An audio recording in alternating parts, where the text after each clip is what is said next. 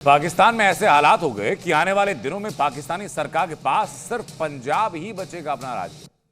और ये कहने की वजह है कि वजह ये कि खैबर में पहले से टीटीपी ने आतंक मचा रखा है, जबकि बलूच विद्रोहियों का राज्य पर कब्जा कर रहे हैं। तो महिलाएं सड़क पर पाकिस्तान से आजादी की मांग कर रही हैं और भारत से मदद मांग रही हैं। तो क्या बांग्लादेश पार्ट 2 में बस भारत की एंट्री बाकी है?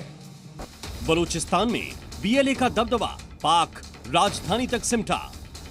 तुर्बत पर बीएलए का कब्जा, भारत से मदद मांग रहा। बलूचिस्तान पर शहबाज सरकार और आर्मी की पकड़ पूरी तरह से कमजोर हो गई है। पाकिस्तान का असर सिर्फ बलूचिस्तान की राजधानी क्वेटा तक ही रह गया। इसके अलावा बलूचिस्तान के किसी भी इलाके में जाने के लिए विद्रोहियों से परमिशन लेनी पड़ती है, साथ ही उनको कीमत देनी पड़ती है।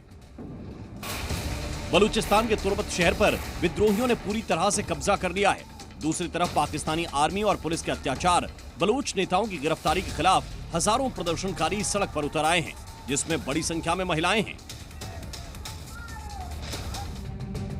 एक तरफ बलूच आर्मी का धीरे धीरे पूरे राज्य पर कब्जा और दूसरी तरफ पाकिस्तान के खिलाफ प्रदर्शन हो रहे हैं। साथ ही पाकिस्तानी सिक्योरिटी और उनकी गाड़ियां देखते ही बलूच उन पर अटैक कर रहे हैं। पाकिस्तानी सरकार और आर्मी के लिए अपने ही राज्य में हालात ऐसे हो गए हैं कि लोग उनकी जान के प्यासे हो गए हैं। वहीं अब बलूच अपनी आजादी के लिए भारत से मदद मांग रहे हैं, क्योंकि भारत कई बार बलूचों के जख्म पर मरहम लगाता रहा है।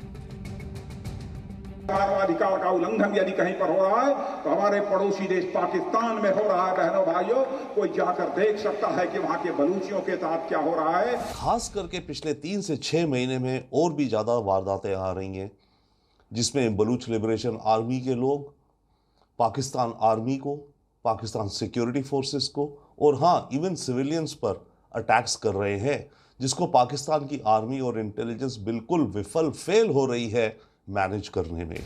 हालांकि पाकिस्तान में जो मौजूदा हालात हैं उसके पीछे कई वजह हैं। सरकार का पंजाब को प्राथमिकता देना, बलूचिस्तान में बेसिक फैसिलिटी भी नहीं होना, बलूचों पर पुलिस और आर्मी का अत्याचार, सरकार में बलूचों की भागीदारी कम होना और बलूच नेताओं को गिरफ्तार करना, जबकि बलूचिस्तान पाकिस्तान का सबसे ज्यादा संसाधन वाला राज्य है।